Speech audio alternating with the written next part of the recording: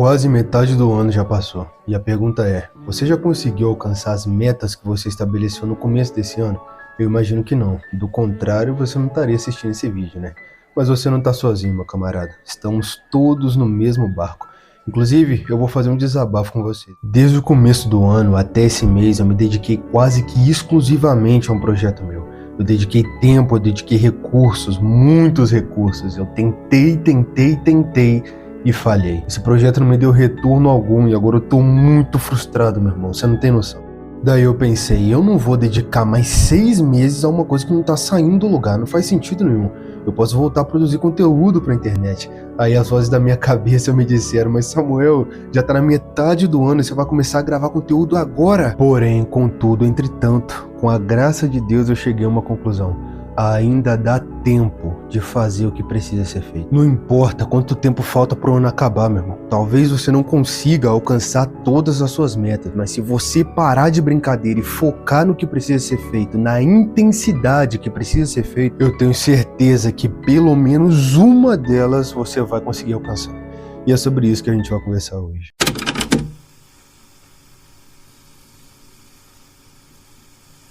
Vamos lá, mano. Pelo que eu disse no começo do vídeo, já deu pra perceber que o que eu vou falar aqui não é papo de coach. Eu sei o que eu tô falando porque é exatamente por isso que eu tô passando. E o ponto aqui é o seguinte, mano. Frustração é ruim demais. O sabor do fracasso é amargo. E em relação a alguns projetos meus, esse é o único que eu tenho sentido. Mas eu não tô falando isso aqui pra você sentir pena de mim, de forma alguma. Eu tô querendo dizer que eu entendo o que tá passando na sua cabeça. Talvez você já tá tão frustrado por causa de planos seus que deram errado esse ano, que você tá com medo de iniciar um projeto novo, investir tempo, investir recursos para no final o resultado ser o mesmo. Outro fator que eu acho interessante citar aqui é a questão do ciclo social. Quando o cara tem algum parente ou algum amigo que já fez aquilo que ele ainda pretende fazer, fica mais fácil em certo sentido, porque essa pessoa pode te ajudar, ela pode te mostrar o passo a passo que você precisa fazer para alcançar um objetivo que ela já alcançou. Agora, se você quer empreender e ninguém próximo de você é empreendedor, se você quer passar em um concurso e ninguém próximo de você é concursado,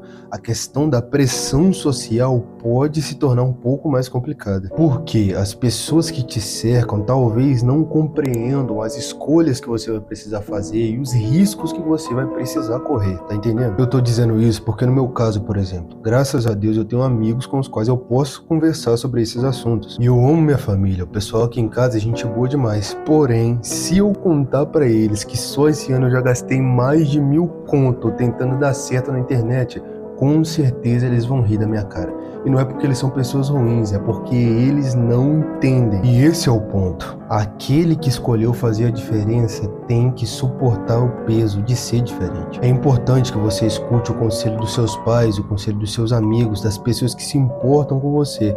Mas se você realmente quer alcançar o sucesso em alguma coisa, você tem que estar disposto a não ser compreendido, a não ser apoiado e até a ser ridicularizado. Faz parte do processo. É assim que o mundo funciona. Mas agora vamos para o que de fato importa, né? O que a Bíblia pode nos ensinar sobre como lidar com a frustração. Então, mano, no primeiro livro de Samuel, a Bíblia conta a história de Davi, que foi escolhido por Deus para ser o novo rei de Israel, já que o rei da época, chamado Saul, estava em pecado. Por causa disso, Saul perseguia Davi e queria matar ele. No capítulo 27, Davi pensou, se eu for morar na terra dos inimigos de Israel, Saul não vai me perseguir até lá. E ele realmente fez assim. Partiu com seu exército de 600 homens, juntamente com suas famílias e tudo que possuíam, e passaram a morar na terra dos filisteus, que eram inimigos de Israel, em uma cidade chamada Ziclag. Grava bem isso aqui que eu acabei de falar. Acontece o seguinte, no capítulo 29, Davi e seu exército iriam lutar junto com o rei filisteu,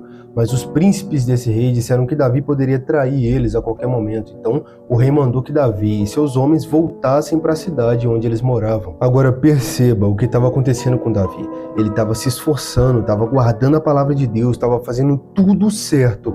E mesmo assim, na terra dele, ele era odiado e perseguido, e na terra dos outros, ele era descredibilizado e rejeitado. Só problema, meu irmão. E para piorar tudo, quando Davi e seus homens voltaram para sua cidade, a Bíblia diz que um povo inimigo tinha botado fogo nela e levado cativo todos os cidadãos de lá e os seus bens. Meu irmão, a frustração e o desespero desespero foram tão grandes que eles choraram em alta voz e inclusive queriam apedrejar Davi. Mas aqui está a virada de chave. O texto diz que Davi consultou ao Senhor e Deus respondeu dizendo que se eles fossem atrás do povo inimigo, conseguiriam trazer de volta tudo o que eles tinham levado. E assim foi. Davi e seus homens conseguiram resgatar toda a sua família, todos os seus bens e ainda destruir o exército inimigo. Tá bom, Samuel, mas o que isso tem a ver comigo? É o seguinte, meu camarada. Às vezes, grandes sucessos vêm depois de grandes decepções, grandes frustrações, grandes fracassos. O que Davi e seus homens fizeram para continuar mesmo com todos os motivos para desistir? Primeiro, confiaram em Deus e segundo, se lembraram do porquê eles precisavam prosseguir. Eles precisavam lutar pelas suas famílias, pelas suas esposas, seus filhos, seus bens. E essa é a questão. Por quem você está lutando? Quem vence se você vencer? Se você conseguir responder essa pergunta, você vai ter motivação para continuar todas as vezes que você pensar em desistir. Concluindo o raciocínio, senhores, Provérbios 16:3 diz: consagra ao Senhor tudo o que você faz e os seus planos serão bem-sucedidos. Coloquem Deus no centro da vida de vocês e, segundo a vontade dele, os planos de vocês serão concretizados. Além disso, no livro Mais Esperto que o Diabo, o autor diz que normalmente o sucesso está a um passo muito curto além do ponto em que se desiste de lutar. Então não entregue os pontos hoje, pelo contrário, comece a fazer o que precisa ser feito hoje. Se der errado, a sua vida continua a mesma. Mas se der certo, tudo muda para sempre. Para mais papo reto bíblico como esse, se inscreve no canal. Deus abençoe.